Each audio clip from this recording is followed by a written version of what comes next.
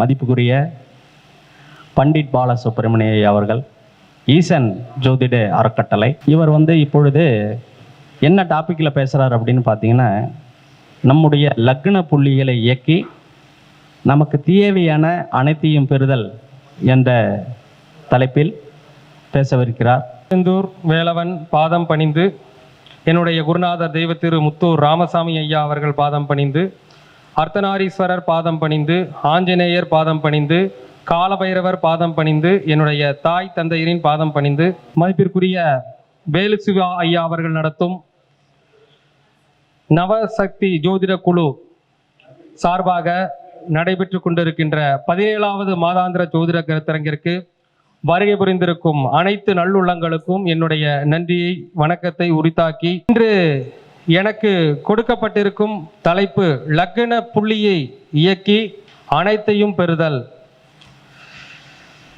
அடிக்கடி ஒரு சில விஷயம் நம்ம சொல்லுவோம். ஒரு ரஜினி படம் கூட உங்களுக்கு ஞாபகம் வரும். என்ன படம்? மலடா, அண்ணா மலடா அப்படிம்பாங்க. அந்த மாதிரி லக்னம் என்பது அவ்வளவு பெரிய ஒரு சிறப்பம்சத்தை கொண்டது. லக்னம் என்ற ஒரு கொடுப்பினை தான் ஒரு மனிதனுடைய வாழ்வில் அவனுடைய வாழ்க்கையில் நடக்கின்ற அத்துணை செயல்களுக்கும் காரணமாக இருக்கின்றது என்பது யாராலும் மறுக்கவே முடியாத ஒரு உண்மை. உண்மை இல்லைங்களா? லக்னம் தானே, லக்னத்தை வச்சு தானே நம்ம ஜாதகமே கணிக்கிறோம். லக்னம் நம்ம 12 ராசிகள் இருந்தாலும் நாம் பிறக்கும் நேரத்தில் விழுகின்ற அந்த ராசி எதுவோ அதை லக்ன புள்ளியா வச்சு தான் நம்ம லக்ன கணிதம் போட்டு தான் என்ன பண்றாங்க, ஒவ்வொருத்தருக்கும் ஜோதிடம் சொல்கின்றோம். லக்னம் என்பதுதான் தலை. லக்னம் என்னங்க? லக்னம் என்பதுதான் தலை. லக்னம் என்பதுதான் மலை. லக்னம் என்பதுதான் தலை, லக்னம் என்பதுதான் மலை. இதுல ஒரு சிறப்பம்சம் என்ன தெரியுங்களா? நீங்க எல்லாமே பார்த்துருப்பீங்க. நான் இப்போ சொன்னேன் இல்லைங்களா, அண்ணா மலடா அப்படின்னு சொல்றோம் இல்லையா? இதுல ஒரு மிகப்பெரிய ஒரு விசேஷமான நிலை நம்முடைய லக்னத்தில் இருக்கிறது. இருக்கா இல்லைங்களா? இருக்கு. அது என்னது? என்னடா அண்ணாமலை அண்ணாமலைன்னு சொல்லிட்டே இருக்கிறோமே, இந்த அண்ணாமலையாருக்கும் லக்னத்துக்கும் என்ன சம்பந்தம் அப்படின்னு பார்க்கும் பொழுது, லக்னம் என்பது மேஷ லக்னம், காலபுருஷனுடைய முதல் லக்னம். காலபுருஷனுடைய லக்னம் என்னங்க? மேஷம். இந்த மேஷத்துல யார் உச்சமாகறாங்க? சூரியன் உச்சமாகறாங்களா இல்லைங்களா? மேஷத்துல சூரியன் உச்சமாகிறாரு. எந்த நட்சத்திரத்தில் உச்சமாகிறார்? அஸ்வினி நட்சத்திரத்தில் யார் உச்சமாகறாங்க? சூரியன் உச்சமாகறாங்க. நல்லா பாருங்க, லக்னம் என்பது தலை, லக்னம் என்பது மலை. என்னடா அது விசேஷமா இருக்குது, தலை மலை அப்படின்னா? இப்ப நல்லா யோசிச்சு பாருங்க. இப்ப பஞ்சபூத ஸ்தலங்கள் இருக்கா இல்லைங்களா? சிவனுக்கு பஞ்சபூத ஸ்தலங்கள் இருக்கா இல்லைங்களா? 5 ஸ்தலம் இருக்கு இல்லையா? அப்போ பஞ்சபூத ஸ்தலங்கள்ல இந்த சிவபெருமானுக்கு செவ்வாயுடைய ஸ்தலம் எது தெரியணும் இல்லையா? எதுங்க? எல்லாரும் பஞ்சபூத ஸ்தலம் 5 இருக்குதுன்னு சொல்றோம். திருவண்ணாமலை இருக்கு, பரிசீல சொல்றோம். திருவனைக்காவல் இருக்கு, சிதம்பரம் இருக்கு, காளகஸ்தி இருக்கு, காஞ்சி ஏகாம்பேஸ்வரர் கோயில் இருக்கா இல்லைங்களா? அப்போ இந்த பஞ்சபூத ஸ்தலங்கள்ல சிவனுக்கு இருக்கக்கூடிய ஸ்தலங்கள்ல செவ்வாய்க்கு உண்டான ஸ்தலம் எதுனா திருவண்ணாமலை. எதுங்க? திருவண்ணாமலை. நீங்க பாருங்க, அஸ்வினி நட்சத்திரத்துல யார் உச்சம்? சூரிய பகவான் உச்சம். யாருடைய வீடுங்க அது? செவ்வாய் பகவானுடைய வீடு. அப்பொழுது செவ்வாய் சூரியன் சேர்ந்தாலே திருவண்ணாமலை. என்னங்க? செவ்வாய் சூரியன் சேர்ந்தாலே திருவண்ணாமலை. இப்போ ஒண்ணு வேண்டாங்க, இந்த திருவண்ணாமலைக்கு இன்னொரு பேர் இருக்குது. என்ன பேர் தெரியுங்களா? சூரியமலைன்னு ஒரு பேர் இருக்கு. தெரியுமா தெரியாதுங்களா? திருவண்ணாமலைக்கு என்ன பேருங்க? சூரியமலை அப்படின்னு பேர். அப்ப பாருங்க, அஸ்வினியில் யார் உச்சம்? சூரிய பகவான் உச்சம், செவ்வாயுடைய வீடு. அதனால்தான் திருவண்ணாமலை என்னதுங்க? செவ்வாய் ஸ்தலம். ஓகேங்களா? அப்போ ஏன் பாருங்க, ஒவ்வொரு பெரிய பெரிய அரசியல்வாதிகள் எல்லோருமே அதிகமாக போகக்கூடிய கோவில் எதுங்க? திருவண்ணாமலை கோவில். நீங்க கிரகங்கள், அதாவது 9 நவகிரகங்கள் சொல்லப்பட்டாலும் சூரியனும் சந்திரனும் நம்ம நட்சத்திரங்கள் எடுத்துக்கிறோம், ராகு எதுக்கள் நெல்லு கிரகங்கள் எடுத்துக்கிறோம். ஆனா இந்த பஞ்சாங்கத்தில் இருக்கக்கூடிய 5 அங்கங்கள் சொல்றோம் இல்லைங்களா? அதுல எதெல்லாம் வர்றாங்க? செவ்வாய், சுக்கிரன், புதன், குரு, சனி வராங்களா? அந்த மாதிரி பஞ்சபூத ஸ்தலங்களை 5ஆ பிரிச்சிருக்கிறோம். அதுல திருவண்ணாமலை ஸ்தலம் தான் என்னதுங்க? செவ்வாய்க்கான ஸ்தலம். ஓகேங்களா? அப்போ ஒரு ஜாதகத்தில் ஒரு ஜாதகத்தில் செவ்வாயும் சூரியன் இணைந்து நல்ல நிலைமையில் இருக்கிறார்களோ அவர்கள் எல்லாம் திருவண்ணாமலை சென்று வருகின்ற பொழுது ஒரு பரிபூரணமான யோகத்தை நிச்சயமாக அடைவார்கள். ஓகேங்களா? அப்ப கணக்கு வந்துருச்சுங்களா? லக்னம் என்பது தலை. தலைனா யாருங்க? சூரியன். தலைனா என்னங்க? சூரியன் தானே சொல்றாங்கல்ல. அவர் யார் தெரியுமா? எங்க ஏரியாவில் ஒரு பெரிய தலை அப்படிங்கிறாங்க. தலைனா யாருங்க? சூரியன் தான் தலை. சூரியன் தான் தலை. அப்ப அந்த சூரியன் எதுல உச்சமாகிறாருங்க? அஸ்வினி நட்சத்திரத்துல செவ்வாய் பகவானுடைய வீட்டுல உச்சமாகிறாரு. அப்போ ஒருவன் தலைவனாக வேண்டும் என்றால் அவன் அண்ணாமலையாரை கும்பிட வேண்டும். யார் பார்க்கணுங்க? தலைவராக வேண்டும் என்றால் அண்ணாமலையை பிடிக்க வேண்டும். அண்ணாமலையை பிடிக்க வேண்டும் அப்படிங்கிறதாம். சரிங்களா? அப்போ லக்னம் என்பது அவ்வளவு பெரிய சிறப்பு அம்சத்தை கொண்டது. ஒரு மனிதனுடைய வாழ்க்கையிலைங்க சார், நீங்க வேணா பாருங்க, முதல்ல ஒரு மனிதனுடைய விருப்பம்னு ஒன்று இருக்குதா இல்லைங்களா? இப்போ வாழ்க்கையில் இவ்வளவு தூரம் நம்ம வந்து ஒவ்வொரு விஷயத்திலும் நம்ம கஷ்டப்படுறோம், உழைக்கிறோம், எதையும் நோக்கி பயணிக்கிறோம். ஆனா பாருங்க, லக்னம் என்ற ஒரு கொடுப்பினை தான் உங்களுடைய வாழ்க்கையில் உங்களுடைய எண்ணங்கள் திட்டங்களையே சொல்லுது. உங்களுடைய விருப்பமே லக்னாதிபதி தான். லக்னாதிபதி யாருடன் சேர்ந்திருக்கிறாரோ, லக்னத்தில் எந்த கிரகங்கள் இருக்கிறதோ, லக்னாதிபதி எந்த கிரகத்தை பார்க்கின்றாரோ அந்த விஷயங்கள் மீது தான் உங்களுக்கு ஆர்வங்கள் அதிகமாக இருக்கும். வேணா செக் பண்ணி பார்த்துக்கோங்க. முதல்ல நம்ம ஜோதிட சாஸ்திரத்தில் என்ன சொல்றாங்க? பாவக அதிபதிகளை விட ஒரு பாவகத்தில் இருக்கின்ற கிரகங்களுக்குத்தான் வலிமை அதிகம் சொல்லியிருக்காங்களா இல்லையா? ஒரு பாவகத்துடைய ஒரு பாவகம் இருக்குதுன்னா அந்த பாவகத்தினுடைய அதிபதிகளை விட அந்த பாவகத்தில் இருக்கின்ற கிரகங்களுக்குத்தான் வலிமை அதிகம். அப்ப நம்ம என்ன சொல்றோம் அப்படின்னு பாத்தீங்கன்னா, ஒரு ஜாதகத்தில் ஒரு ஜாதகத்தில் லக்னத்தில் கிரகம் இருக்கிறதோ, ஒரு ஜாதகத்தில் லக்னத்தை அதிகமாக கிரகங்கள் பார்க்கிறதோ அந்த ஜாதகம் தான் யோக ஜாதகம். வேணா செக் பண்ணிக்கோங்க. லக்னத்திலையும் கிரகம் இல்லை, லக்னத்திலையும் கிரகம் பார்க்கலைன்னா என்ன ஆகும்? ஒரு ஜாதகத்துல லக்னத்திலையும் கிரகம் இல்லைங்க சார், லக்னத்தை எந்த கிரகமே பார்க்கலைன்னா அந்த ஜாதகம் என்ன ஆகும்? காலம் முழுக்க கஷ்டப்படுவாரு.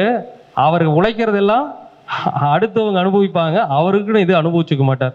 செக் பண்ணி பாருங்க. எத்தனை ஜாதகம் வேணாலும் செக் பண்ணி பாருங்க, கரெக்டா இருக்கும். அப்ப லக்னம் என்ற ஒரு கொடுப்பினை ரொம்ப ரொம்ப அவசியம். அப்ப லக்னம்னா என்ன சொன்னங்க? லக்னம் தான் தலை, லக்னம் தான் மலை, லக்னம் என்பதுதான் நீங்கள் பிறந்த ஊர். நீங்க எந்த இடத்துல பிறக்கிறீங்களோ அதை வச்சுதான் லக்னம் கணிக்கிறோம். அப்ப நீங்க பிறந்த ஊர் தான் என்னங்க? லக்னம். அதே மாதிரி ஒரு மனிதனுடைய பேர், நேம் ஃப்ரேம்னு ஒன்று இருக்குது இல்லையா? ஒருத்தர் வந்து இந்த சமுதாயத்தில் ஒரு நேம் ஃப்ரேமோட ஒரு பெரிய ஒரு சொல்லுவாங்க இல்லையா, அவர் அந்த ஏரியாவில் டான் அப்படின்னு சொல்லுவோம் இல்லையா? அந்த மாதிரி ஒரு ஜாதகத்தில் ஒரு புகழ் வேணும்னாலும் சரி, ஒரு அவமானம் ஏற்படுறதா இருந்தாலும் அது எதை தான் சொல்லுங்க? லக்னம் தான் சொல்லும். அப்போ உங்களுடைய பேர் என்ன, உங்களுடைய பெயருடைய சூழ்நிலை எப்படி இருக்குது, எந்த அளவுக்கு அந்தஸ்தா வாழ்றீங்கன்னு சொல்றது எதுங்க? லக்ன பாவகம். அதே மாதிரிங்க, எந்த ஒரு விஷயங்கள் உங்கள் மேல் பதிவு செய்யப்பட்டாலும், இப்போ நிறைய ரிஜிஸ்ட்ரேஷன்லாம் பண்றோம் இல்லையா? ரிஜிஸ்ட்ரேஷன் 3ஆம் பாவகம், அது விஷயம் இல்லைங்க, உங்க பேர் பதிவாகுதா இல்லையா? அப்ப எந்த ஒரு பேர் நீங்க ரிஜிஸ்ட்ரேஷன் பண்ணாலும் அங்கே என்ன சம்பந்தப்படும்? லக்னம் என்பது நிச்சயமாக சம்பந்தப்படும். அப்போ லக்னம் என்பது நீங்கள் பிறந்த இடம், லக்னம் என்பது நம்முடைய செயல்பாடு, லக்னம் என்பது நம்முடைய தலைப்பகுதி, லக்னம் என்பது பிறந்த ஊர், லக்னம் என்பது வேற என்ன வருவாங்க? உங்களுடைய நேம் ஃப்ரேம். நீங்க வாழ்க்கையில எந்த அளவுக்கு உயர்ந்து இருக்கீங்க, எந்த அளவுக்கு தாழ்ந்து இருக்கீங்கன்னு சொல்றது என்னதுங்க? லக்னம் என்ற ஒரு விஷயம்.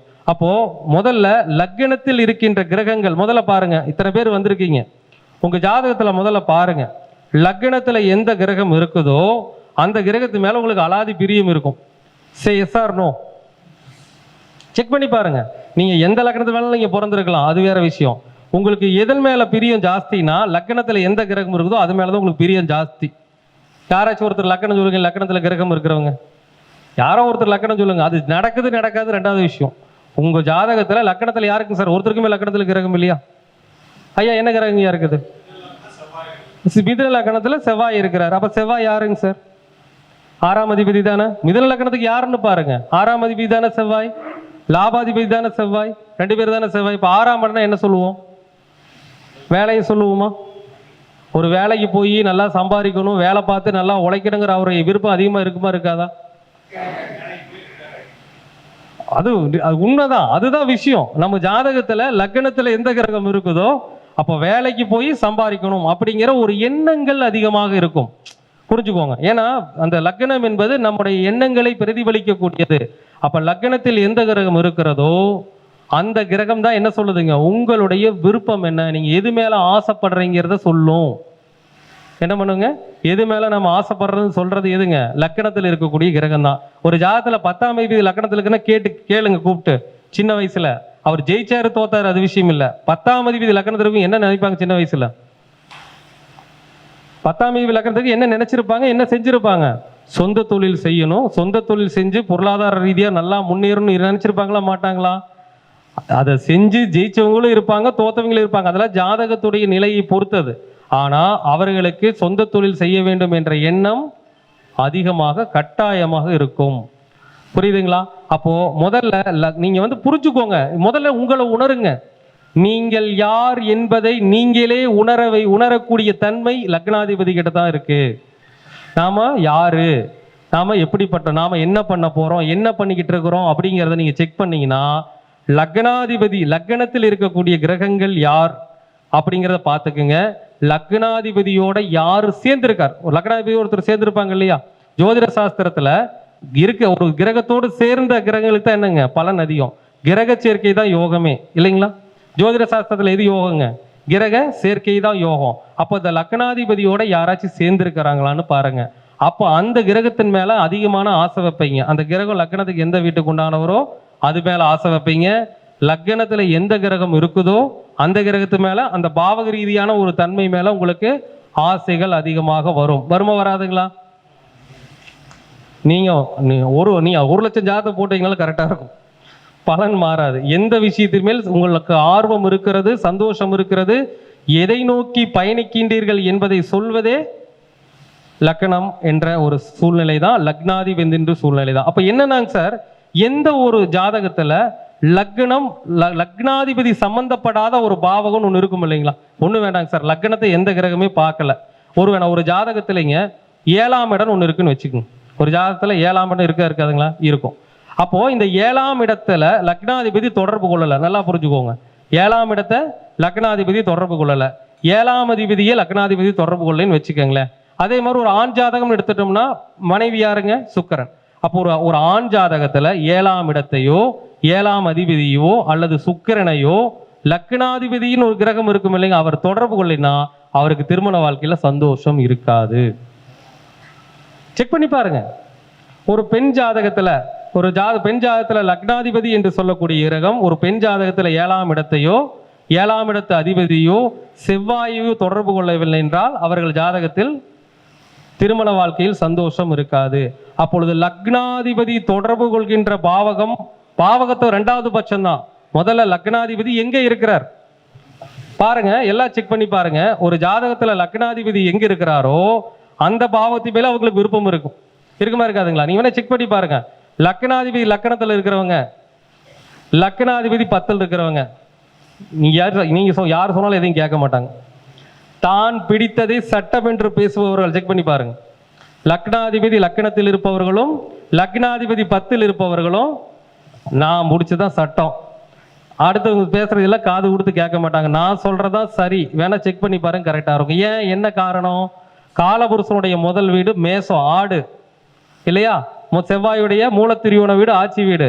செவ்வாய் எங்க உச்சம்? காலபுருஷனுக்கு 10ல் உச்சம். அப்ப யாருக்கு லக்னாதிபதி லக்னத்திலேயோ லக்னாதிபதி 10ல் இருக்குதோ எல்லாத்தையும் சொல்லும் போது என்ன பண்ணுவாங்க, ஆமா ஆமான்னு கேட்டு நீ சொல்றதெல்லாம் ஒண்ணு சரியில்லைப்பா, நான் சொல்றதான் கரெக்ட்னு பேசுவாங்க. செக் பண்ணி பாருங்க. அப்போ ஒவ்வொருத்தருக்கும் இப்போ லக்னாதிபதி 2ல் இருக்குன்னா எப்படி இருப்பாங்க அவங்க விருப்பம்? எப்ப பாரு குடும்பத்தை பத்தியே சிந்திப்பாங்க, எப்ப பாரு சம்பாதிக்கிறத பத்தி சிந்திப்பாங்க, எப்ப பாரு சாப்பிட்றத பத்தி சிந்திப்பாங்க. செக் பண்ணி பாருங்க. லக்னாதிபதி 2ல் இருப்பவர்கள் வருமானத்தை பற்றியும் தன்னுடைய குடும்பத்தை பற்றியும் அல்லது என்ன சாப்பாடு, நல்ல சாப்பாடு சாப்பிடணும் அதை பத்தியே தான் சிந்திச்சுட்டு இருப்பாங்க. இதுல ஏதோ ஒரு காரகத்துவம் உங்களுக்கு இருக்கும். இந்த மாதிரி நீங்க செக் பண்ணி பாருங்க. லக்னாதிபதி ஜாதகத்தில் எந்த பாவகத்தில் இருக்கின்றாரோ அந்த பாவகத்தின் மேலும் அவருக்கு விருப்பங்கள் இருக்கும். எப்படி ஒரு ஜாதகத்துல லக்னத்தில் இருக்கக்கூடிய கிரகங்கள் லக்னத்திற்கு எந்த வீட்டுக்கு அதிபதியோ அந்த வீட்டின் மேல் அந்த ஜாதகருக்கு பிரியம் அதிகமாக இருக்கிறதோ, அதே போல லக்னாதிபதி போய் எந்த பாவகத்தில் இருக்கிறாரோ அந்த பாவகத்தின் மேலதான் என்ன இருக்குங்க, அந்த ஜாதகருக்கு விருப்பங்கள் அதிகமாக இருக்கும். மாறவே மாறாது. நீங்க எத்தனை ஜாதகம் மேல செக் பண்ணீங்க, அந்த அந்த பாவகத்தில் இருக்கக்கூடிய ஒரு விஷயத்து மேல கண்டிப்பா உங்களுக்கு ஆர்வம் நிறைய இருக்கும். இப்போ ஒரு சில பேருக்கு லக்னாதிபதி 5ல் இருக்கும், கேட்டு பாருங்க. லக்னாதிபதி 5ல் இருக்கிறவங்க குழந்தை மேல அலாதி பிரிவு வச்சிருப்பாங்க. அது இந்த குழந்தை இல்லை, எந்த குழந்தைய தான் பிரிவு வச்சிருப்பாங்க. இல்லைன்னு வச்சுக்கிங்களா, ஒரு சில பேருக்கு அப்படி வரும், ஒரு சில பேருக்கு வேற எப்படி வருங்க. 5ஆம் இடம்னா இந்த பங்கு சந்தையில போய் ஈடுபடுறது, காசெல்லாம் போடுறாங்க இல்லையா பங்கு சந்தையில போய், லக்னாதிபதி 5ல் இருக்கிற பங்கு சந்தையில காசு போடுறது. அதே மாதிரி லக்னாதிபதி 5ல் இருக்கிறவங்க 2 விதமா இருக்குதுங்க. குழந்தைகள் மேலேயும் பாசம் வைப்பாங்க, சில நேரத்தில் இந்த என்டர்டைன்மெண்ட்னு சொல்லுவாங்க இல்லையா, அடிக்கடி வெளியே போகலாம், சுற்றுலா போகலாம், இந்த மாதிரி அந்த 5ஆம் பாவகம். சில பேருக்கு குலதெய்வத்தின் மூலமே என்ன இருக்கும், ரொம்ப ஈடுபாடு அதிகமாக வச்சிருப்பாங்க. அப்போ லக்னாதிபதி என்பவர் எந்த பாவகத்தில் இருக்கின்றாரோ அந்த ஒரு தன்மையும், உங்களுடைய ஜாதகத்தில் லக்ன பாவகத்தில் எந்த கிரகம் இருக்கிறதோ அந்த பாவகத்தின் தன்மையும், லக்னாதிபதி எந்த கிரகத்தோடு சேர்ந்திருக்கிறாரோ அந்த கிரகத்தினுடைய அந்த விஷயங்களும் தான் அந்த ஜாதகருக்கு மிக மிக பிடித்த விஷயங்களாக இருக்கும். செக் பண்ணி பார்த்தீங்களா? அப்படியே உங்க மைண்டுக்குள்ள உங்களுடைய ஜாதக கிரக நிலைகளை லக்னாதிபதி எங்க இருக்காருன்னு பார்த்து அதை சிந்தனை செய்யுங்க. இன்னொரு விஷயம் சொல்றேங்க சார், ஒரு ஜாதகத்தை பொறுத்த வரைக்கும் லக்னாதிபதினு சொல்லக்கூடிய ஒரு கிரகம் இருக்குமா இல்லையா? எல்லாருக்குமே லக்னாதிபதினு ஒருத்தர் இருப்பாரா, இருக்க மாட்டியா? எவர் ஒருவர் ஜாதகத்தில் லக்னாதிபதி நட்சத்திரத்தில் கிரகம் இல்லையோ, எவர் ஒருவர் ஜாதகத்தில் லக்னாதிபதி நட்சத்திரத்தில் கிரகம் இல்லையோ, அல்லது லக்னாதிபதியுடைய டிஎன்ஏ நட்சத்திரத்தில் கிரகம் இல்லையோ, அவர்கள் கடுமையா உழைப்பாங்க, எல்லாம் பண்ணுவாங்க. ஆனா அந்த பலனை எல்லாம் அடுத்தவங்க தான் அதிகமாக வாங்கிட்டு போவாங்க, அவங்களுக்கு கிடைக்கிறது கொஞ்சம் கஷ்டம். சொல்லுவாங்க, நானும் ஒரு குடும்பமே எடுத்துக்கோங்க, நானும் மாடு மாதிரி உழைக்கிறேன், குடும்பத்துக்கு எல்லாத்தையும் செய்கிறேன், ஆனால் எனக்குன்னு ஒன்றும் செஞ்சுக்கலையும் சொல்கிறவங்க இருக்காங்க இல்லையா? செக் பண்ணி பாருங்க. அப்போ பாருங்க, இப்போ ஒன்று ஒரு உதாரணமாக ஒரு லக்கணம் சொல்கிறாங்க, நீங்களே செக் பண்ணுங்க.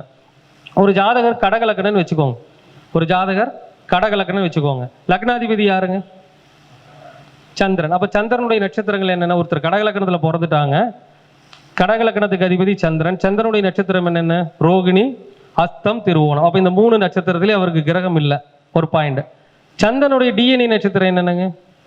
பரணி, மகம், கேட்டை, உத்திரட்டாதி. அப்போ இந்த 4 நட்சத்திரத்திலே அவருக்கு கிரகம் இல்லை. அப்போ இந்த 7 நட்சத்திரத்திலையுமே அவருக்கு கிரகம் இல்லைன்னா அவர் எல்லாம் பாடுபடுவார், உழைப்பார், எல்லாம் பண்ணுவாருங்க. ஆனால் அந்த உழைப்பினுடைய பலனை அவர் தனக்குன்னு முழுசாக அனுபவிச்சுக்க மாட்டார். வேணா செக் பண்ணி பாருங்க. அடுத்தவங்களுக்கு தான் என்ன பண்ணுவாருங்க, அவர் உழைப்பு அடுத்தவங்களுக்கு சந்தோஷமா, அவங்க குடும்பம் நல்லா இருக்கும். அவருக்குன்னு ஒன்று சொல்லுவாங்க இல்லையா, மாடு மாதிரி உழைக்கிறான்டா, காலையில் 6 மணிக்கு போனால் நைட் 8 மணிக்கு தான்டா வரானா, வந்தால் படுத்துங்கிறான், மறுபடியும் காலையில் எந்திரிச்சிட்டு போகிறான். குடும்பம் குட்டி புள்ள குழந்தைகள்லாம் நல்லா இருக்குது, இவன் உழைச்சிக்கிட்டே இருக்கிறான், மாடு மாதிரி உழைச்சிக்கிட்டு தானே இருக்கிறத தவிர அவனுக்கு ஒன்றே அனுபவிச்சுக்கிறது இல்லை, ஒரு விசேஷ காட்சிக்கு போகிறது இல்லை, அந்த மாதிரி சொல்கிறாங்க இல்லையா? அப்போ ஒரு ஜாதகத்தில் லக்னாதிபதி நட்சத்திரத்தில் அல்லது லக்னாதிபதியுடைய டிஎன்ஏ நட்சத்திரத்தில் கிரகம் இருந்தால்தான் அந்த ஜாதகர் என்ன பண்ண முடியுங்க, தனக்குன்னு சில விஷயங்களை அனுபவித்து கொள்ள முடியும். அப்ப லக்னம் என்பது அவ்வளவு ஒரு பவர்ஃபுல்லான ஒரு விஷயங்கிறத யாருமே மறந்துடக்கூடாது. சரிங்க, இப்போ இந்த லக்னத்தின் வழியா என்ன விஷயத்தை நம்ம தெரிஞ்சுக்க முடியும் அப்படின்னா, ஒரு மனிதனுடைய லக்ன புள்ளி தான் அவனை இயக்குகிறதுன்னு உங்களுக்கு எத்தனை பேருக்கு தெரியும்? ஒரு மனிதனுடைய லக்னம் என்ற புள்ளி தான் அவனுடைய வாழ்க்கை நகர்வுகளை கொண்டு செல்கிறது அப்படிங்கிறது பல பேருக்கு தெரியறது இல்லை. எல்லாரும் ஒரு லக்னத்தில் பிறந்திருப்பீங்களா இல்லையா? பிறந்திருப்பீங்க இல்லையா? அப்ப லக்கண புள்ளின்னு ஒன்று இருக்குமா இருக்காதா? லக்கண புள்ளி ஒரு நட்சத்திரத்தில் இருக்குமா இருக்காதுங்களா? கண்டிப்பா இருக்கும். அந்த லக்கண புள்ளி நின்ற நட்சத்திரம் எதுவோ, அந்த நட்சத்திராதிபதி யாரோ, அதனுடைய வழியாகத்தான் உங்களுடைய வாழ்க்கை நகர்வுகள் போய்கொண்டு இருக்கும் என்பது 100% உண்மை. சரிங்களா? இப்போ நான் உதாரணமாக ஒரு லக்கணம் சொல்றேங்க. ஒண்ணுமே வேண்டாங்க, ஒரு ஜாதகர் ஒரு கன்னி லக்கணம்னு வச்சுக்கோங்க. ஒரு ஜாதகர் ஒரு கன்னி லக்கணத்தில் பிறந்திருக்கார். ஒருத்தர் கன்னி லக்கணத்தில் பிறந்திருக்கார் அப்படின்னா அந்த கன்னி லக்கணத்துக்குள்ள எத்தனை நட்சத்திரங்கள் இருக்கும்? 3 கிரகங்களுடைய நட்சத்திரம் என்னென்னலாம் இருக்கும்?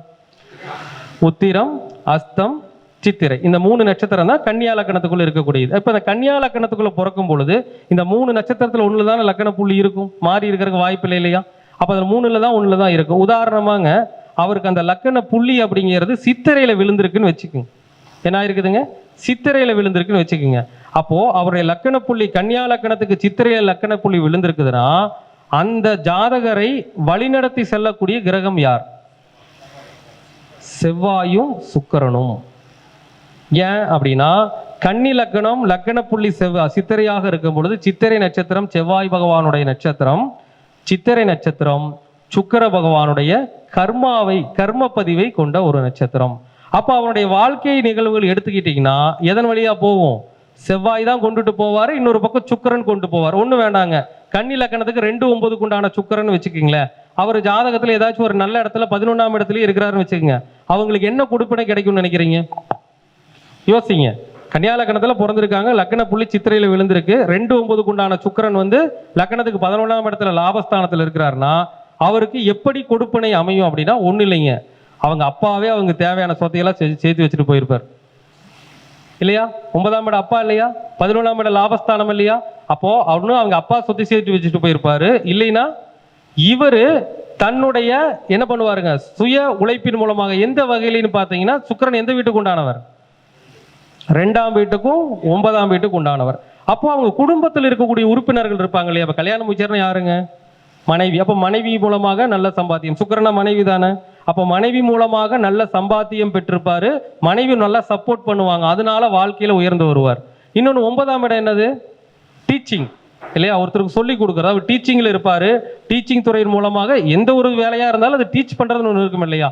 அது டீச் பண்ணி அவர் வாழ்க்கையில உயர்ந்து வந்துட்டு இருப்பார். இதெல்லாம் பிராக்டிக்கலா பார்த்தீங்கன்னா உண்மையான விஷயமா இருக்கும்.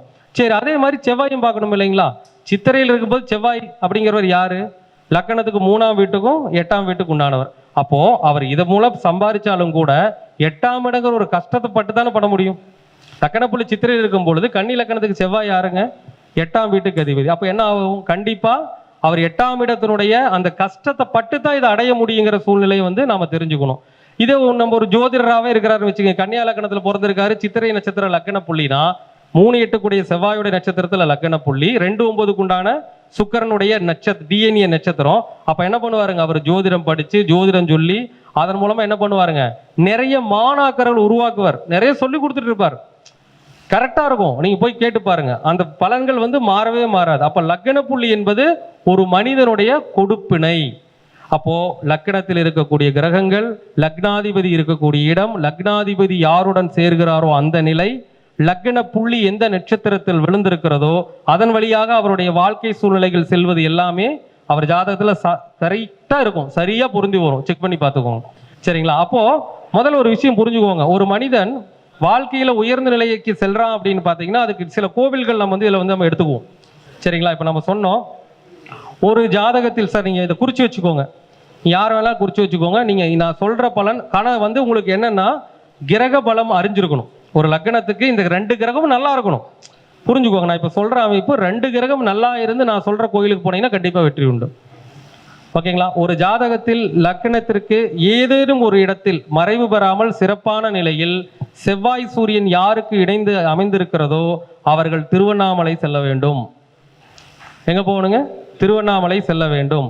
அதே போல ஒரு ஜாதகத்தில் சூரியன் சந்திரன் யாருக்கு இணைந்திருக்கிறதோ, சூரியன் சந்திரன் யாருக்கு இணைந்திருக்கிறதோ அவர்கள் எங்கே செல்ல வேண்டும் அப்படின்னா ஈஸி, நீங்களே கண்டுபிடிச்சிக்கலாம். சூரியனும் சந்திரனும் இணைஞ்சு எப்ப இணைவாங்க? அமாவாசைனா அமாவாசை அன்னைக்கு யாருடைய அனுகிரகம் நமக்கு கிடைக்கும்? முன்னோர்கள். அதாவது சூரியன்னா தந்தை வழி, சந்திரன்னா தாய் வழி. அப்ப அவங்களுடைய 2 பேருடைய முழு அனுகிரகமும் எங்க கிடைக்கும்? ராமேஸ்வரத்துல கிடைக்கும், சரிங்களா? அப்போ சூரியன் சந்திரன் இணைவு பெற்றிருந்தால் என்ன பண்ணணுங்க, அமாவாசை அன்னைக்கு ராமேஸ்வரம் போயிட்டு வாங்க, சூப்பரா இருக்கும். ஏன்னா அவங்களுடைய அனுகிரகம் முழுப்பா அங்கதான் கிடைக்கும். சரி, ஒரு ஜாதகத்துல சூரியனும் புதனும் இணைஞ்சிட்டாங்க அப்படின்னு வச்சுக்கோங்களேன், அவங்க எங்க போகணும் அப்படின்னா, நான் சொல்றது இணைந்து நல்ல இடங்களில் இருக்கின்ற பொழுது அவங்க காஞ்சிபுரம் ஏகாம்பேஸ்வரர் கோயிலுக்கு போயிட்டு வாங்க. சூரியன் புதனை இணைஞ்சு நல்ல அமைப்பில் இருந்தால் அவங்க காஞ்சி ஏகாம்பேஸ்வரம் கோயிலுக்கு போயிட்டு வாங்க. அதே மாதிரி ஒரு ஜாதகத்துல சூரியனும் குருவும் இணைஞ்சு நல்ல ஸ்தானங்கள் இருந்தாங்கன்னா சிதம்பரம் நடராஜர் கோயிலுக்கு போயிட்டு வாங்க, ஏன்னா பஞ்சபூத ஸ்தலங்கள்ல குருஸ்தலம். அதே மாதிரி ஒரு ஜாதகத்துல சூரிய பகவானும் சுக்கிர பகவானும் இணைந்து நல்ல ஸ்தானங்களில் இருந்தால் அவங்க எங்க போங்க? திருச்சியில திருவனைக்காவல் போயிட்டு வாங்க, ஜம்புகேஸ்வரரை பார்த்துட்டு வாங்க. அடுத்து ஒரு ஜாதகத்துல சூரியனும் சனி பகவானும் இணைந்து நல்ல ஸ்தானங்கள் இருந்தாங்கன்னா காளகஸ்தி போயிட்டு வாங்க. பஞ்சபூத ஸ்தலங்கள்ல இதுதான் என்னங்க ஒரு விசேஷமான நிலை. நீங்க பண்ணி பாருங்க, 100% வெற்றி கிடைக்கும். கிடைக்குமா கிடைக்காதுங்களா? அப்ப கிரகம் ஆனா என்னன்னா நமக்கு ஒரே ஒரு சின்ன விஷயம் தான், அந்த 2 கிரகம் நல்லா இருக்குதா. இப்போ ஜோதிடர்களுக்கு தெரிய வேண்டிய விஷயம் என்னங்க, 2 கிரகம் நல்லா இருக்குதான்னு பார்க்கணும். 2 கிரகம் மோசமா இருந்துச்சுன்னா என்ன பண்ணுவாங்க, போயிட்டு வந்தாலும் அடி உழுவலாம். ஏன்னா பரிகாரங்கள்ல வெரைட்டிஸ் இருக்கு, ஓகேங்களா? நம்ம வந்து கோவிலுக்கு போனா யாருக்கு புண்ணியம் கிடைக்கும், யாருக்கு வாழ்வியல் பரிகாரங்கள் பண்ணா புண்ணியம் கிடைக்கணும் பார்க்கணுமா வேண்டாமா? சொல்லுங்க, பார்க்கணுமா? ஒண்ணு வேண்டாங்க. ஒரு மகர லக்னத்துல ஒருத்தர் பிறந்திருக்கிறாங்க சார். ஒருத்தர் மகர லக்னத்துல பிறந்திருக்காங்க. சூரியன் செவ்வாய் இணைவு நல்லதா? சொல்லுங்க, மகர லக்னத்துல பிறந்தவங்களுக்கு சூரியன் செவ்வாய் இணைவு நல்லதா? சூரியன் அட்டமாதிபதி, செவ்வாய் பகவான் பாதகாதிபதி. இவங்க 2 பேர் இணைஞ்சு 2ஆம் இடத்துல உட்கார்ந்துருக்காங்கன்னு வச்சுக்கோங்க. நல்லா இருக்கிறார். ஒரு உதாரணம், ஒரு பூரட்டாதி நட்சத்திரம் 1ஆம் பாதத்துல செவ்வாய் இருக்கிறாருன்னு வச்சுக்கோங்க. அப்போ இவங்க திருவண்ணாமலை போயிட்டு வந்தா என்ன ஆகும்? கண்டிப்பா பிரச்சனை வரும். 100% பிரச்சனை வரும். செக் பண்ணி பாருங்க. அப்ப எல்லா லக்கணக்காரரும், அதுக்காக நான் அங்க இருக்கக்கூடிய இறைவனை தவறு சொல்லவில்லை. ஏன்னா திருவண்ணாமலை சிவன் கோயிலில் கிடைப்பது முழுமையான செவ்வாய் பகவானுடைய எனர்ஜி. ஒவ்வொருத்தரும் எனர்ஜி தெரிஞ்சுக்கணும் இல்லையா? பழனி மலையில் கிடைப்பதும் முழுமையான செவ்வாய் பகவானுடைய எனர்ஜி, திருவண்ணாமலையில் கிடைப்பதும் முழுமையான செவ்வாய் பகவானுடைய எனர்ஜி. அப்போ செவ்வாய் பலமுறை இருப்பவர்கள் அங்க போகும்பொழுது பலன் கிடைக்கும். ஏன்னா இப்போ நமக்கு பாதகாதிபதி செவ்வாய்ங்க, அங்க போனா அந்த எனர்ஜி நம்ம தாங்குற சக்தி கிடைக்குமா? கிடைக்காது இல்லையா? அப்போ நமக்கு இறைவனை குறை சொல்லவில்லை. அந்த இடத்தில் இருக்கின்ற எனர்ஜி நமக்கு தாங்க. எத்தனையோ கோவில் இருக்குதுங்க, அதுதான் நமக்கு தாங்காதுன்னா வேற எத்தனையோ இருக்குது. பஞ்சபூத ஸ்தலங்கள் எவ்வளவு, 4 ஸ்தலங்கள் ஏதோ உனக்கு போயிட்டு வரலாம் இல்லையா? அப்ப ஜாதகத்தில் எந்த கிரகம் வலுவாக இருக்கிறதோ அந்த கிரகத்தினுடைய அந்த சிவன் சம்பந்தமான கோவிலுக்கு போகலாம் இல்லைங்களா? அதே மாதிரி நம்ம 9 நவகிரகங்களுக்கும் என்ன இருக்குதுங்க, வைப்ரேஷன் இருக்கக்கூடிய கோவில் இருக்குதா இல்லையா? சூரியன்னா திருநெல்வேலி பாபநாசம் சிவன், சந்திரன்னா திருப்பதி, செவ்வாய்னா பழனிமலை, புதன்னா மதுரை மீனாட்சி அம்மன், குருனா திருச்செந்தூர், சுக்கரன்னா ஸ்ரீரங்கம், சனி பகவான்னா திருநள்ளாறு, ராகுனா திருநாகேஸ்வரம், கேதுனா காளகஸ்தி. அப்ப நம்ம பார்க்கணுங்க. அப்ப இந்த 9 முதல்ல நம்ம ஜாதகத்துல 9 கிரகத்தில் எந்த கிரகம் வலுவாக இருக்கிறதோ அந்த கிரகத்துடைய கோவிலுக்கு போனாவே நீங்க ஜெயிச்சிருவீங்க. அடிக்கடி ஒரு விஷயம் சொல்லுவாங்க தெரியுங்களா, அந்த உபாசனா தெய்வம் இதுல ஏகப்பட்ட குழப்பங்க சார். அது இல்லைங்க, ஆணுக்கு குருவுக்கு 11ஆம் இடத்தை பார்க்கணும், பொண்ணுக்கு சுக்கிரனுக்கு 11ஆம் இடத்தை பார்க்கணும், இல்ல 9ஆம் இடத்தை பார்க்கணும். ஒண்ணும் பார்க்க வேணாங்க. என்னங்க, ஒண்ணுமே பார்க்க. உபாசனை கடவுள்னா என்ன, அதனுடைய மீனிங் என்ன? நமக்கு கேட்டதை கொடுக்கக்கூடிய, அருள் பாலிக்கக்கூடிய ஒரு கிரகம் தான் உபாசனை கிரகம். அப்போ நாம அந்த கிரக வலிமைன்னு ஒண்ணு இருக்குது இல்லையா? 9 கிரகத்தில் எந்த கிரகம் வலிமையாக இருக்கிறதுங்கிறத நிர்ணயம் பண்ணிக்கிட்டு அந்த கிரகத்துடைய அதிதேவதையை பிடிச்சாலே போதும்.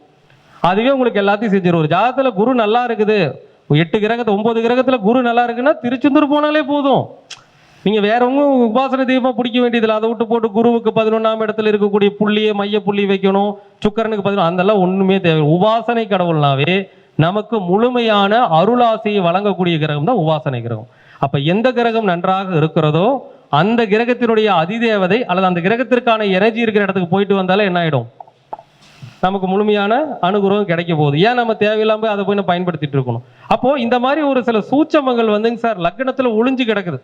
சரிங்களா? அதுவும் பாத்தீங்கன்னா இப்ப நான் சொன்ன கிரக இணைவெல்லாம் இருக்குது பாத்தீங்களா, லக்னத்துல இருந்துச்சுன்னு வச்சுக்கோங்க. இப்ப சொன்ன இல்லைங்களா, சூரியன் செவ்வாய்க்கு திருவண்ணாமலை, இப்ப வரிசையில சொன்ன இல்லைங்களா, சூரியன் செவ்வாய்க்கு திருவண்ணாமலை, சூரியன் சந்திரனுக்கு ராமேஸ்வரம், சூரியன் புதனுக்கு காஞ்சி ஏகாம்பேஸ்வரர் கோவில், சூரியன் குருவுக்கு சிதம்பரம், சூரியன் சுக்கிரனுக்கு இங்க திருவனைக்காவல், அதே மாதிரி சூரியன் சனிக்கு காளகஸ்தி சொன்னோம் இல்லைங்களா. இந்த இணைவுகள் லக்கணத்தில் இருந்து 2 கிரகம் சிறப்பா இருந்தான்னு வச்சுக்கோங்க, 100% இல்ல 1000% உங்களை வாழ்வில் ஒரு பெரிய மனிதனாக அந்த கோவில் ஆக்கிவிடும் அப்படிங்கிறதா உண்மை.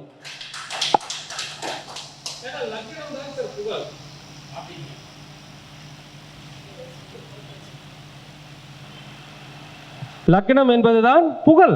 புகழ் வேணும்னா லக்னம் தான் புகழ். நீங்க எங்கேயும் அங்கீகளை தேடி வேண்டியதில்லை. ஒரு மனிதனுடைய புகழ் அந்தஸ்துங்கிறது எந்த பாவத்தில் இருக்குதுங்க? லக்ன பாவத்திலும் 10ஆம் பாவத்திலும் 5ஆம் பாவத்திலும் தான் இருக்கிறது. ஒரு மனிதன் புகழடைய வேண்டும் என்றால் அவனுக்கு 3 பாவகங்கள் உறுதுணை புரிந்தால் அவன் புகழாயிடுவான். ஒன்று லக்ன பாவகம், இன்னொன்று 5ஆம் பாவகம், இன்னொன்று 10ஆம் பாவகம். ஏன் ஒரு மனிதன் புகழ் அடையிறான், ஒரு உயர்ந்த ஒரு நிலைக்கு போறான்னா அதுக்கு யார் வேணும்? சூரியன் வேணுமா இல்லைங்களா? அப்போ காலபுருஷனுடைய முதல் வீட்டில் யார் உச்சம்? சூரியன் உச்சம். காலபுருஷனுக்கு 5ஆம் வீட்டில் யார் ஆட்சி? சூரியன் ஆட்சி. காலபுருஷனுக்கு 10ஆம் இடத்துல யார் திக்பலம்? அப்போ ஒரு மனிதன் பெரிய ஆளா வர்றான், ஒரு பெரிய நிலைக்கு போறானா 1, 5, 10 நல்லா இருக்கிறவங்க வாழ்க்கையில் கண்டிப்பாக ஒரு உயர்ந்த மனிதனாக வந்து விடுவார்கள். சத்தியம். ஓகேங்களா? அப்ப நம்ம இந்த நிலைகளை நம்ம கவனத்துல வச்சுக்கணும். சரிங்க சார். இந்த மாதிரிங்க லக்னம் என்ற ஒரு கொடுப்பினை ஒரு மனிதனுக்கு மிகப்பெரிய ஒரு புகழை அள்ளி கொடுக்கிறது உங்களுடைய ஜாதகத்தின் லக்ன புள்ளி நின்ற வழி. இப்போ நான் இவ்வளோ தூரம் மீடியாவில் பேசிட்டு இருக்கிறேங்க. இப்போ ஐயா வேலுசி ஐயா வந்து இப்போ 17வது கருத்தரங்கு நடத்துறாரு. இப்போ ஐயாவும் வந்து பார்த்து யூடியூப்ல வந்து பேசிட்டு இருக்காருன்னா அந்த இடத்துல அவருடைய லக்கண புள்ளி இருக்கும் பார்த்தீங்களா, அந்த லக்கண புள்ளிங்கிறதுல ஏதோ ஒரு கர்மா காம்பினேஷன், எப்படி சொல்லுவோம், ஒரு ராகுவுடைய காம்பினேஷனோ அல்லது அந்த 3ஆம் அதிபதியுடைய காம்பினேஷனோ புதனுடைய காம்பினேஷனும் இல்லையுமே இந்த மைக்கை பிடிக்க முடியாது. இந்த மைக்கை பிடிக்க முடியாது. அவருக்கு ஏதோ ஒரு வகையில் அது தொடர்பு இல்லாமல் இந்த மைக்கையை நம்ம தொட முடியாது. தொட முடியுமா? வந்துடுச்சுங்களா? வந்துருச்சா? லக்கணத்தில் வந்துருச்சா? அப்போ ஒன்று லக்கண புள்ளி இருக்கணும், அல்ல அந்த 3ஆம் அதிபதி அந்த சொன்ன தொடர்பு. ஏன்னா புதன்னா என்னங்க, மைக்கு வேணும், இல்லைன்னா ராகு வேணும், அப்படி இல்லைன்னா 3ஆம் அதிபதி வேண்டும். அப்போ லக்னம் 3ஆம் இடம் தொடர்பு இல்லாமல் இப்போ இவ்வளோ தூரம் நான் பேசிட்டு இருக்கிறேங்கன்னா என்னுடைய ஜாதகத்தில் லக்கண புள்ளியே 3ஆம் அதிபதியுடைய நட்சத்திரம் தான். அதனால தான் என்ன பண்ணுறாங்க, யூடியூப்பில் பேசுறது எல்லாமே வந்து நம்ம இந்த அளவுக்கு வந்திருக்கிறோம்னா அதுக்கு காரணம் என்னங்க, அந்த புள்ளி தான் காரணமாக தூரம், பெருமைக்காக இல்லைங்க. ஒவ்வொருவரும் ஒவ்வொரு இடத்திலும் ஒரு நிலைக்கு வர்றாங்கன்னா அவரை அந்த லக்கண புள்ளியும் லக்கணத்தில் நின்ற கிரகமும் தான் இயக்குகிறது. அதை யாராலையும் மாற்ற முடியும். அதை நோக்கி தான் ஓடுவீங்க. புரியுதுங்களா? லக்கண புள்ளி என்னவோ அந்த கிரகத்துடைய அந்த நட்சத்திரம் எதுவோ அந்த கிரகத்தை நோக்கிய ஓட்டம், அல்லது லக்கணத்தில் இருக்கக்கூடிய கிரகங்களை நோக்கி ஓட்டம், இப்படித்தான் உங்களுடைய வாழ்க்கை பாதை போய்கிட்டு இருக்கும். ஓகேங்களா? அப்போ லக்னம் என்பது ஒரு மனிதனுடைய மிகப்பெரிய கொடுப்பினை. லக்னத்தை மட்டும் கரெக்டாக பார்த்து இயக்கிட்டீங்கன்னா நீ என்ன பண்ணிடலாம், 100% ஜெயிச்சிடலாம், உறுதியாக ஜெயிச்சிடலாம். அதில் எந்த மாற்று கருத்தும் கிடையாது. இப்போ அடிக்கடி நான் இன்னொரு விஷயம் சொல்லுவேங்க சார், இந்த லக்னத்தில் தான் தலை இருக்குது இல்லையா? இப்போ கேள்வி கேட்பாங்க, தலை இருக்குது, இன்னைக்கு நான் வந்து மொட்டை போட்டு தான் வந்திருக்கேன், நேற்று மொட்டை அடித்தோம் இன்று வந்து பேசுகிறோம் அப்படின்னா இந்த மொட்டை அடித்தலும் லக்னம் தான். ஒரு மனுஷனுக்கு சொல்லுவாங்க இல்லையா? அப்போ நிறைய பெண்கள்லாம் பார்த்துருப்பீங்க, பார்த்தீங்கன்னா ரொம்ப தலை ப்ரெஷர் தாங்க முடியாது, என்ன பண்ணுவாங்க, வீட்டில் பயங்கரமான டென்ஷன், ஐயோ எனக்கு வாழ்க்கையே வெறுத்து போகணுமான எத்தனையோ பெண்கள் கோவிலுக்கு போய் மொட்டை போட்டுக்கிறாங்களா இல்லையா? ஆனால் பாருங்க வந்து சொல்லுவாங்க, எனக்கு ரொம்ப தலைவலியாக இருக்குதுங்க சார், குடும்பத்தில் ப்ரெஷருங்க சார், நான் வந்து போய் மொட்டை போட்டு வந்தேன், நல்லா இருக்குதுன்னு சொல்கிறாங்களே இல்லையா? இப்போ நிறைய பேருங்க எனக்கு தெரிஞ்சுக்க, சிங்கப்பூர்லிங்க சார் ஒரு பெரிய கோடீஸ்வரன் ஜாதகம் பார்த்தேன், ஐயோ பார்த்துட்டு கொண்டிருப்பார், அவருக்கு ஒரே ஒரு பரிகாரம் தான் சார், இங்கே அவங்க வந்து ஒரு 3 மாதத்துக்கு ஒருக்கா மொட்டை போடணுங்க சார், இல்லைன்னா உங்களுக்கு பிரச்சனை நிறைய இருக்குன்னு சொன்னேன்.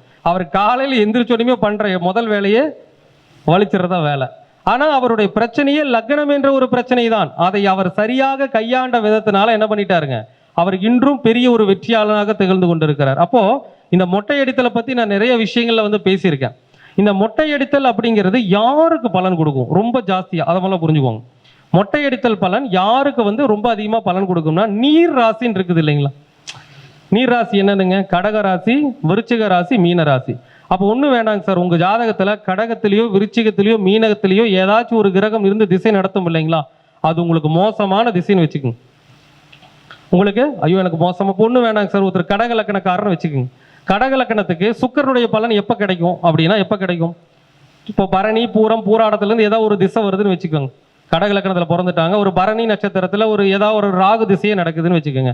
அப்போ கடக லக்கணத்தில் பிறந்து 10ல் ராகு பரணியிலிருந்து நடத்துறாரு, பரணி ஒரு 2ஆம் பாதத்திலிருந்து நடத்துறாருன்னா அந்த ராகு திசை இயக்குறவர் யாரா இருப்பாரு, சுக்கிரன் வந்து நட்சத்திராதிபதி இயக்குவார். அந்த சுக்கிரன் லக்கணத்திலே இருக்கிறாருன்னு வச்சுக்கோங்க.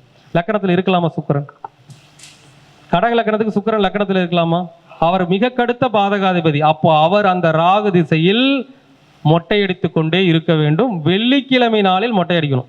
உடனே நம்மளால பியூட்டி பார்த்துட்டு சொல்லுவாங்க, என்ன சார் வெள்ளிக்கிழமை நாளில் மொட்டை அடிக்கிறதா, அடிச்சா தான் அந்த திசையில பலன். ஓகேங்களா? அப்போ நீங்க மொட்டை அடித்தல் பரிகாரம் அப்படிங்கிறது சிம்பிளுங்க சார். இப்போ நீங்க எல்லாருமே, நம்ம பொதுவாகவே எல்லாருக்குமே ஒரு விஷயத்த சொல்லிடுறேன், கடகம் மீனம் விருச்சிகம் செக் பண்ணிக்கோங்க. கடகம் மீனம் விருச்சிகம், இந்த கடகம் மீனம் விருச்சிகத்தில் உங்களுக்கு ஒரு கிரகம் இருக்குது அப்படின்னு வச்சுக்கோங்க, ஏதாவது ஒரு கிரகம் நிற்குது. நான் வந்து வரிசையில் சொல்லிடுறேன், யாருக்காச்சும் சூரிய திசை நடக்குதான்னு பாருங்க. யாருக்காச்சும் சூரிய திசை நடக்குதுங்களா? யாருக்காச்சும் சூரிய திசை நடக்கிறதா? இல்ல. சூரிய திசை நடக்கும்போது வேதகனாக செயல்படுவர் யாருன்னா சுக்கிரன். அப்ப யாருக்கு சூரிய திசை நடந்தாலும் சரிங்க சார், யாருக்கு சூரிய திசை நடந்தாலும் சரிங்க, அவங்களுக்கு அந்த சூரியனுக்கு எதிரியா வந்து யார் இருப்பாங்க, சுக்கிரனா இருப்பார் இல்லையா? அப்ப சுக்கிரன் லக்கணத்துல உட்கார்ந்து இருக்காருன்னா நீங்க வெள்ளிக்கிழமை மொட்டை அடிச்சிருங்க, சுக்கிரனுடைய தோஷம் நிவர்த்தி ஆயிடும். புரியுதுங்களா?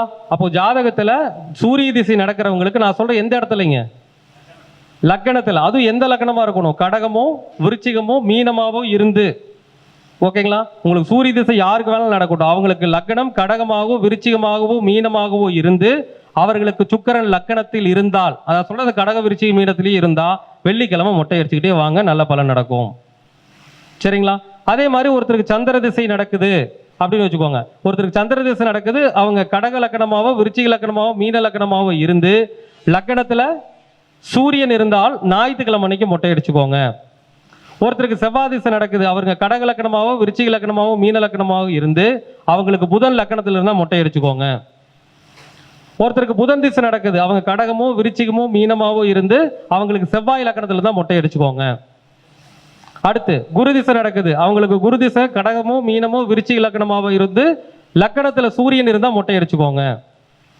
ஒருத்தருக்கு சுக்கிர திசை நடக்குது, ஓகேங்களா, சுக்கிரனுக்கு எதிரியா இருங்க சனி பகவான், அப்ப அவங்க கடக லக்கணமாவோ விருச்சிக லக்கணமாவோ மீன லக்கணமாவோ இருந்து சுக்கிர திசை நடந்து லக்கணத்துல சனி பகவான் இருந்தா என்ன பண்ணிக்கலாம், மொட்டை அடிச்சுக்கலாம். என்ன கிழமை கொடுக்கணும், அடிக்கணும், சனிக்கிழமை நாள் அடிக்கணும்.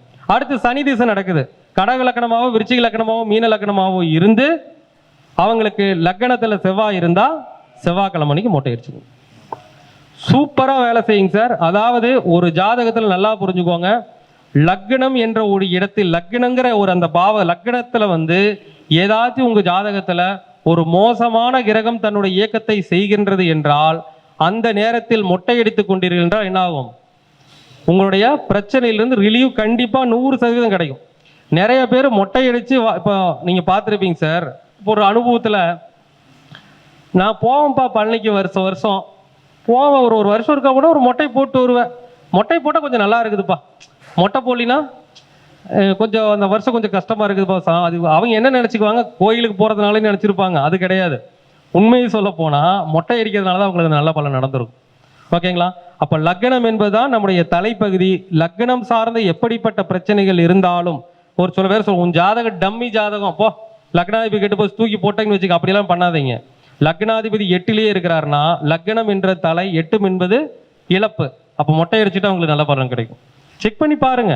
அப்போ ஒரு ஜாதகத்தில் லக்னாதிபதி கெட்டவர்கள், லக்னத்தில் பாவ கிரகங்கள் வலிமையற்ற கிரகங்கள் இருப்பவர்கள் மொட்டை அடித்துக் கொண்டாலும் அவர்களுக்கு நல்ல பலன் என்பது நிச்சயமாக கிடைக்கும். இப்படிங்க ஒவ்வொரு விஷயத்திலையுமே பார்த்தீங்கன்னா ஜோதிடத்தில் இல்லாத விஷயங்களே கிடையாது. நாம எப்படி பயன்படுத்துறோம் அப்படிங்கிறதா என்னங்க அதில் இருக்கக்கூடிய ஒரு பெரிய சூட்சமே அதுதான். ஒரு ஜாதகத்தில் ஒன்றும் வேணாங்க சார், குரு ராகு சேர்ந்துருச்சு, ஒரு ஜாதகத்தில் 2ஆம் அதிபதி குரு ராகுவோட சேர்ந்துட்டார், என்ன பரிகாரம்? பரிகாரம் தெரியணும் இல்லைங்களா? ஒரு ஜாதகத்தில் 2ஆம் அதிபதி குரு ராகுவோட சேர்ந்துட்டார், என்ன பரிகாரம்? முகத்தை ஃபுல்லா வலிச்சுக்கணும். அப்படியே என்னங்க காலையில் எந்திரிச்சோன்னையும் என்ன பண்றீங்களோ எது பண்ணீங்க, ராகுனா என்னங்க சேவிங் மிஷினு எடுத்து என்ன பண்ணணுங்க, முகத்தை ஃபுல்லா வலிச்சுக்கணும். 2ஆம் எண்ணம் என்னங்க முகம் தானே. அப்ப ராகுனா என்னங்க ஆயுதம், ஃபுல்லா வலிச்சுக்கணும். காலையில் எந்திரிச்சோன்னு அதான் வேலையா இருக்கணும். அப்ப 2ஆம் அதிபதி குருவாகி ராகு சேர்ந்தால் இந்த பரிகாரத்தை பண்ணும். அந்த மாதிரி என்ன பண்ணுங்க ஒவ்வொன்றுக்கு இருக்குதுங்க. இப்போ ஒரு ஜாதகத்துல 3ஆம் அதிபதி ராகுவோட சேர்ந்துட்டார், என்ன பரிகாரம் பண்ணுவீங்க? 2ஆம் அதிபதி ராகுவோட சேர்ந்துட்டா ஒரு பரிகாரம் பண்றோம். 3ஆம் அதிபதி ராகுவோட சேர்ந்துட்டார், என்ன பரிகாரம் பண்ணுவீங்க? சிம்பிள். 3ஆம் எண்ணம் என்னங்க எழுத்து. 3ஆம் இடம்னா எழுத்து. அப்ப நீங்க என்ன பண்ணுங்க, ஒரு பேப்பர் எடுத்து எழுதி என்ன பண்ணுங்க, கரெக்டா அதை ரெண்டாக்கி அந்த எந்த காலத்துல எந்த கிரகமா இருந்தாலும் ஒரு நாள் இருக்குமா இருக்காதுங்களா? இப்போ சனி ராகு சேர்ந்துருக்குன்னு வச்சுக்கோங்க. 3ஆம் அதிபதி சனி ராகுவோட சேர்ந்திருக்காரு. சனிக்கிழமை ராகு காலத்துல என்ன பண்ணணும், அந்த பேப்பரை துண்டு துண்டா கிழிச்சு காத்து ராசியா இருந்தா காத்துல போப்போ தூக்கி வீசிருங்க, நெருப்பு ராசியா இருந்தா போட்டு எரிச்சிருங்க. இந்த மாதிரி நிறைய டெக்னிக்கல்ஸ் இருக்கு. இது கண்டிப்பா வேல்யூபிளான பரிகாரம் தான். நீங்க செஞ்சு பாருங்க, அதுக்கான விடை கிடைக்கும். நீங்க இதை தான தர்மமாகவும் செய்யலாங்க சார். இப்போ 3ஆம் அதிபதி சனி ராகுவோட சேர்ந்துட்டாருன்னு வச்சுக்கோங்க. 3ஆம் இடம் என்று காது, ராகு என்றால் அழித்தல். அப்ப என்னதுங்க, காது கேளாதவர்கள். 3ஆம் அதிபதியோடு ராகு சேர்ந்தால் காது கேளாதவர்கள், என்ன பரிகாரம்?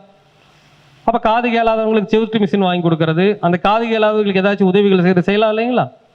பரிகாரங்கள் கை மேல இருக்குது, ஒவ்வொன்றுக்கு இருக்குதுங்க. இப்போ ஒரு ஜாதகத்துல நிறைய பேர் சொல்லுவாங்க செவ்வாய் தோஷம் சார், குறிச்சு வச்சுக்கோங்க. ஒரு ஜாதகத்துல உங்களுக்கு செவ்வாய் எப்படிப்பட்ட தோஷத்தில் இருந்தாலும், ஒரு ஜாதகத்தில் செவ்வாய் எப்படிப்பட்ட தோஷத்தில் இருந்தாலும் அந்த செவ்வாயுடைய தோஷம் குறைவதற்கென்று ஒரு அற்புதமான ஸ்தலம் இருக்கிறது. எங்க இருக்குதுங்க? அற்புதமான தலம் இருக்குது. அது எங்க தெரியுங்களா இருக்கு? செருகுடியில சூட்சமபுரீஸ்வரர் கோயில் ஒருத்தர் இருக்கார், போயிட்டு வாங்க. செருகுடி சூட்சமபுரீஸ்வரர் கேள்விப்பட்டிருக்கீங்களா? திருவாரூர் மாவட்டத்துல செருகுடி சூட்சமபுரீஸ்வரர் கோவிலுக்கு நீங்கள் செவ்வாய்க்கிழமை அன்னைக்கு போயிட்டு வாங்க, உங்களுக்கு செவ்வாய் சம்பந்தமான எப்படிப்பட்ட தோஷங்கள் இருந்தாலும் நிவர்த்தி ஆகும். இதெல்லாம் சார் நாங்கள் வந்து ஏதோ ஒரு பேச்சுக்கு சொல்லிங்க. ஒரு 2-3 கிளைண்ட்ஸ் வந்து சொல்லியிருக்கிறாங்க, 16 வருஷமா என் மாமியார் பேசவே இல்லை, கோயிலுக்கு போயிட்டு வந்து 16 வருஷம் கழிச்சு பேச ஆரம்பித்தாங்க. இந்த மாதிரி நிறைய விஷயங்கள் ஒவ்வொரு ஸ்தலம் வந்து பார்த்தீங்கன்னா அவ்வளவு பிரசித்தி பெற்ற ஸ்தலங்கள்லாம் நிறையவே இருக்கு. ஒவ்வொன்றிலையும் பரிகாரம் வேரியேஷன் இருக்குங்க சார். இப்போ ஜாதகத்தில் செவ்வாய் சனி சேர்ந்துருச்சு, என்ன சொல்றாங்க? ஐயோ செவ்வாய் சனி சேர்ந்துருச்சு, செவ்வாய் சனி எளிமையா இருக்கிறதுக்கு பரிகாரம். ஏன் அந்த பக்கம் இந்த பக்கங்க? செவ்வாய் சனிக்கு என்ன எளிமையான பரிகாரம் அப்படின்னா, சனி பகவான்னா யாருங்க சார்? சனி பகவான் இருள் தானே. சனி பகவான் என்ன குறிக்கும்? மிருகங்களை யாரை குறிக்கும்? காகம். அடுத்து நம்ம விலங்குகள்ல சனி பகவான் யாரை குறிக்கும்? அடிமை விலங்குகள் யாரை குறிக்கும்? நாயை குறிக்கும். சனி பகவான் யாரை குறிக்குங்க? நாயை குறிக்கும். செவ்வாய்னா யாருங்க? பாதுகாவலர் தானே. நாய் பாதுகாவலரா எங்க இருக்கிறாங்க? சிவனுக்கு பாதுகாவலரே காலபைரவர் தாங்க சார். அப்ப செவ்வாய் சனி சேர்க்கை சேர்ந்தாலே காலபைரவர் கும்பிட்டினாலே நல்லது நடக்கும். செயலா இல்லைங்களா? இன்னும் எவ்வளவோ இருக்குது. ஒண்ணு வேணாங்க, செவ்வாய் சனி சேர்ந்துருச்சு. செவ்வாய் சீருடையா இல்லையா? செவ்வாய் சீருடை தானே. சனி பகவானா குப்பை தானே. அப்போ குப்பை அல்றவங்கள சீருடை அணிஞ்சாரு குப்பை அல்றாங்க. அப்போ குப்பையை செவ்வாய் சனி சேர்ந்தவங்க குப்பை அல்றதுக்கு உதவி பண்ணலாம் முடியாதா? முடியுமா தானுங்க? இது செவ்வாய்னாவே சீருடை. அப்போ செவ்வாய் சனினா என்ன பண்றாங்க? அந்த குப்பை அல்றவங்க சீருடை அணிந்து குப்பை அல்றவங்களுக்கு என்ன பண்ணலாம்? உதவிகள் செய்யுங்க. செவ்வாய் சனி நல்லதை செய்வாங்க. செய்வாங்களா மாட்டாங்களா? எவ்வளவோ பரிகாரங்கள் இப்போ வந்து பார்த்தீங்கன்னா ஒவ்வொன்றையும் நம்ம அடிக்கிட்டே போகலாம். அந்த அளவுக்கு என்ன இருக்குதுங்க, ஒவ்வொரு இடத்திலும் பரிகாரம் என்பது இருக்கிறது. நம்ம கைக்குள்ள தான் இருக்குது, நாம தான் பயன்படுத்துறோம். சரிங்களா? அதனால இங்க உங்களுடைய ஜாதகத்துல லக்னம் என்ற கொடுப்பினை, முதல்ல லக்ன புள்ளியை தெளிவாக கவனிங்க. நீங்க அந்த லக்ன புள்ளியை மிஸ் பண்ணிட்டீங்கன்னா உங்க வாழ்க்கையில் ஜெயிக்க முடியாது.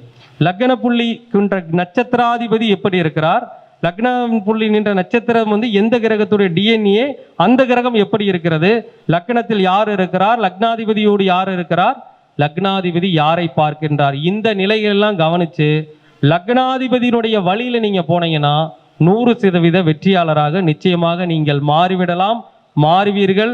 அனைவரும் லக்ன புள்ளியை சிறப்பான முறையில் இயக்கி ஒவ்வொருவரும் வாழ்வில் ஒரு மிகப்பெரிய வெற்றியை அடைய வேண்டும் என்று கூறி எனக்கு இந்த வாய்ப்பை வழங்கிய மதிப்பிற்குரிய வேலுசிவாயி அவர்களுக்கும் என்ற நன்றியை கூறி அதன் நிர்வாகிகளுக்கும் மீண்டும் ஒருமுறை நன்றி கூறி என்னுடைய சிற்றுரையை நிறைவு செய்து கொள்கின்றேன். நன்றி, வணக்கம், வாழ்க வளமுடன்.